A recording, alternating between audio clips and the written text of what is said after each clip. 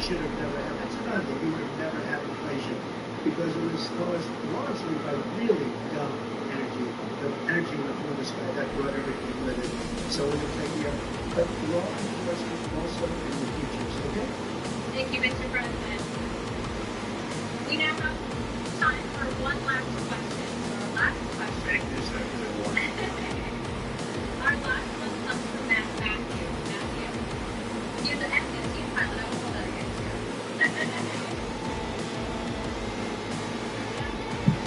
Here I go. Mr. President, first off, I want to speak on behalf of everyone here and say thank you for taking time tonight to speak with our troops. Thank you. We got a lot of good-looking men in this audience, don't we, huh? And a lot of good-looking women also, by the way. Thank you very much. Okay, go ahead. I'm going to revisit something you've talked about already. My name is Matt Lohmeyer. I was an Air Force F-15 pilot and was a commander in your newly created U.S. Space Force. I am also the first veteran of the Space Force because under the Biden-Harris regime, I was fired from my command and lost my pension for criticizing DEI trainings that were rampant in the military. Those trainings are still dividing our troops, and thank you for saying you would fire those few woke generals who are a big problem. Hang on. I'm going to suggest that it might, in fact, require ongoing oversight and a persistent, consistent, watchful eye within the Pentagon to ensure this monster never returns to the Defense Department. Will you consider establishing a special task force office or position to ensure that these monsters never return to the Defense Department? And I'm pretty good at this stuff. Sometimes you get it wrong. I'm going to put you on that task force. I think it's good. I'm going to do better than that. I'll put you on. Make sure you give it in. Beautiful. I have your approval. Yes, sir. I have your approval. We're not going to get better than him. You're right about it. You're right. So thank you. I'm done. Mr. President, that wraps it up for the evening. Do you have any closing statements to everyone? Well, I just want to say that it was very important that I got to North Carolina. You know, Laura, my daughter-in-law, gave me the most beautiful grandchildren. But Laura's here. I don't know if she's right here or where is Laura. Would you come out here? She is absolutely the great. Come on up here. Come on.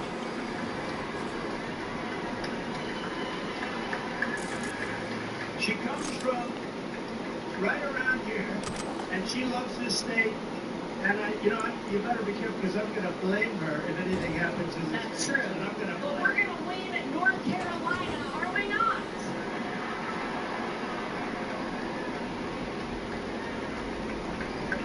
I am from right down the street a little ways in Wilmington, North Carolina, where I was born and raised. And I know I don't even have to ask this audience this question, but are we ready to send Donald J. Trump back to 1600 Pennsylvania Avenue? All right. Here's what I need from everybody. You might know that I am right now the co-chair of the RNC, thanks to my father-in-law calling me one evening. But here's how we are going to make it too big to rig. Here's how we're going to swamp the vote. Is everyone in here registered to vote? If you are not, go right now to swampthevoteusa.com and get registered. Go vote early and take every person you know to go vote early. We will win this big league, as Donald Trump says, on November 5th. All right, ladies and gentlemen, thank you guys. I love you, North Carolina. Thank you. I have to thank you because you gave me a great, really a great daughter. It's really special. And she's along with Michael, who's here, Michael Watley, they're essentially the co-chairman of the Republican Party. This is a very upwardly mobile person. She's doing good, but you know the truth, she's so good. I'm very conscious of like nepotism.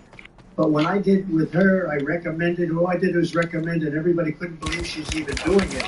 She is really a person that's incredible. She's respected by everybody. They love her.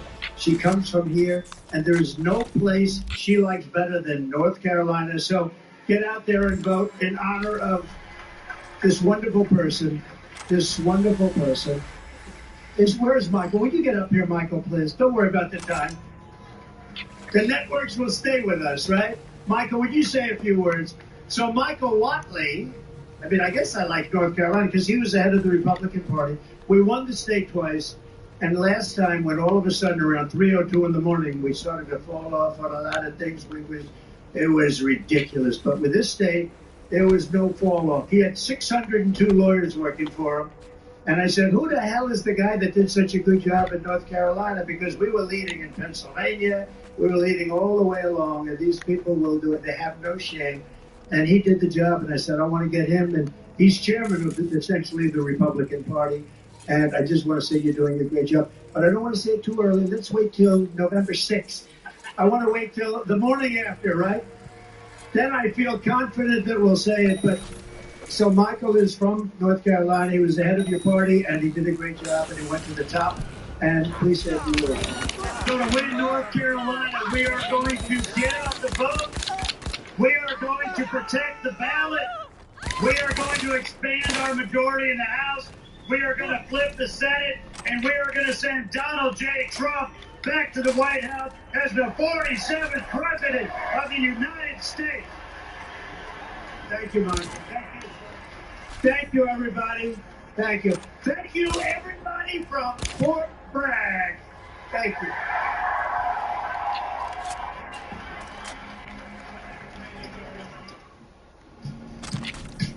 Donald Trump wrapping up his second event of the day in the hurricane zone, you might say. This Fayetteville, North Carolina. Before he was in eastern Georgia. Fayetteville, North Carolina is home to Fort Bragg, home of the 82nd Airborne and U.S. Special Forces, an extraordinarily friendly crowd in what is billed as a town hall. You could also call it a moderated rally, if you will, and you could hear the applause through that. Welcome to the Ferris Network on television. We took the Trump rally. We took the Harris rally before that. That's what we do heading up into Election Day. Joining us now, Shaniqua McClendon, Vice President of Political Strategy, Crooked Media, Director of Vote Save America. Lisa Cameruso Miller, Republican strategist, host of the Friday Reporter podcast. Good to talk to you both. Thank you. Welcome on a Friday. Shaniqua, Vote Save America is the Get Out the Vote operation for Pod Save America, the Obama-era Teams podcast and media operation. What? You didn't call it right. Exactly. The podcast bros. There you go. I guess self-named podcast bros. I thought it was interesting at the end of the rally, both Laura Trump and the head of the RNC, co-chair, talked about get out the vote. And that is not something we've heard very much from in 2020 from Donald Trump in the Republican get out the vote operation. Should Democrats be worried that this second bite of the apple, or third bite of the apple, Republicans have figured out how important that is? I think what Republicans should be nervous about is the fact that Democrats are actually knocking doors and getting out in the field this cycle. In 2020, we were being responsible. COVID was at its height, so we didn't send a lot of folks out to knock doors. And Republicans actually still had people on the doors. And I think in a lot of states, Joe Biden ended up winning, but those margins were really close. And so now we have had people on the doors for some time. At Vote Save America, we've had volunteers going since May. And the organizations we've been funding have had volunteers going since January. So I don't think Democrats should be concerned. It might be the other way around. Lisa, is there a decided difference in Republicans' get out the vote operation? So, at least from my relatively anecdotal experience with Trump rallies, there is a lot more emphasis on registering people, on gathering information, on data, on voting early than there was in 2020? I mean, absolutely not. The Republican Party has been really, really good about data for a lot longer than Donald Trump was on the ballot. But the thing that's different, I think, now is that Donald Trump was challenging the way the ballots were filed. He was talking about not voting early, not voting the absentee. And the RNC actually went to the campaign and said that's not the way the business should work. In fact, if anything, they need all the votes that they can get. And so that, I think, is probably the one thing that you can see that's different from 2020 is that Donald Trump is actually talking now about voting early, about absentee ballots, and the process of just getting people registered and out to vote. So, North Carolina, it is unquestioned that the hurricane has decimated mostly red areas. Now, we can debate the response and whether or not it's been slow or not. But I was up in northwestern Pennsylvania, same deep red area, working class voters. They're angry about how they feel. People of their similar ilk have been left behind. What is the danger for Democrats, whether it's true or not, perception is reality, of this perception that Asheville, areas around Asheville, North Carolina, the mountains of North Carolina and eastern Georgia are being left behind in a week after this massive hurricane? I think we've seen, President Biden is just in North Carolina, and voice super has been all into the western part of the state. I think it's really hard for Republicans, specifically Donald Trump, to say Democrats aren't responding when they're literally there. You can see them, it took a little while for the news cameras to be able to get in there, but the people who live there have seen their elected officials on the ground there. Public spaces, like public libraries, have provided Wi-Fi. A lot of government resources have been made available as possible. So, I think it's really hard to push lies out there when people are actually... There's a difference, though, I think, between quote-unquote lies, and I understand that there's Wi-Fi available at public libraries, and at least that there is a perception among folks that they've lost everything, and the National Guard isn't showing up, and the helicopters that they saw plucking people off roof decks in Katrina took days to get there. Where does Republicans live in saying we want to help our people versus sort of exploiting suffering that always happens after a hurricane? Leland, we've seen this. We've seen this play out in Katrina, Rita, Sandy, you name it, in the country, where there is an initial sort of patriotism and collaboration that happens. And almost immediately, like after the week 2 and week 3, when people still are suffering so much, there really is a backlash against government. And that, I think, is what the Trump campaign is actually seizing on already, because they know that that's the way that this worm is going to turn. People will not get help fast enough because they have been decimated in that area. And so that alone, I think there's a risk, but I also think that they're thinking ahead, and they know that that could very well play to their advantage. And Donald Trump is out there taking questions and talking about these issues in a very different way. And I think it's worth pointing out that Kamala Harris hasn't done multiple hour-long town halls with voters publicly, hasn't done lots of major interviews. Today, Joe Biden did a press conference, which means he's done more press conferences, had more press availability than Kamala Harris is since she took the lead or the reins. Is there a feeling, NBC News just had a piece, that Kamala Harris is playing it a little too safe? She's playing it safe, so is Donald Trump. He has not had a hard team. He's gone to, we just saw that rally. He did a press conference 3 hours ago. Got some pretty tough questions. Okay, did he answer them? He at least took them. What's the standard here? The standard is to actually be truthful and get information out of these press conferences and questions. He goes typically to his friendly sources where they will ask him softball questions. That town hall, those people, if they weren't given those questions, I don't know where those questions came from. They were perfect for him to respond the way he wanted to respond and kind of continue to tell the stories that he wants to tell. So, I think he's maybe given the perception that he's out there and he's talking to people. But Vice President Harris, she hasn't been doing exactly what the mainstream media has wanted, with her going on, like a 60 Minutes or something. But she has been doing a lot of local media. And, she just recently did what's called the All Smoke podcast with 2 former NBA players. She's reaching the people that she's trying to reach. And I think the people who watch some of the news stations that we probably spend our time watching, they already know how to vote, they have their plan to vote, and they're not, Not a lot of undecideds on MSNBC or CNN. Fair enough. All right. Ladies, thank you both. Appreciate you sticking around through the Friday evening. All right, Trump's down all in North Carolina right now. You can see some of the devastation on your screen in North Carolina and Georgia. Coming up tomorrow, Trump has Elon Musk at his rally. Kamala Harris has somebody new hitting the trail for her, Barack Obama. What Obama can bring to the campaign trail this time that he did not in 2016.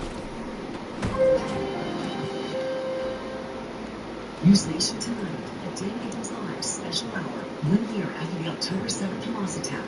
Dan takes us through the dramatic events of that day, moment by moment. Plus, former hostages talk life after returning home. Tonight at 9/8 Central on News Nation.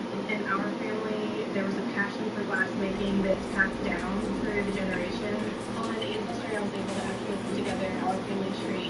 Each person is a glassmaker. We stood on some pretty broad shoulders to get to where we're at today. Family time. Of course, it's not the same if you can't enjoy your favorite foods. But getting your teeth fixed at a price you can afford, don't really see that one on the table. Here's something to chew on. Aspen Dental has custom-made solutions with flexible finance options to make implants and dentures more affordable for you. With $0 down, with 0% interest, and paid in full in 18 months. Helping people like Rose. Family traditions are going. It's one more way. Aspen Dental is in your corner. Nice to meet you. My name is David. I've been a pharmacist for 44 years. When I have customers come in and ask for something for memory, I recommend Privigen. Number one, because it's safe and effective. Does not require prescription. And I've been taking it quite a while myself, and I know it works. And I love it when customers come back in and tell me, David, that really works so good for me. Makes my day. Privigen. That's the list of everything about prescription. They line up by the thousands, each one suffering with a story that breaks your heart. Like Rebecca, who needed help because every step brought her pain. Their only hope is a ship unlike any other.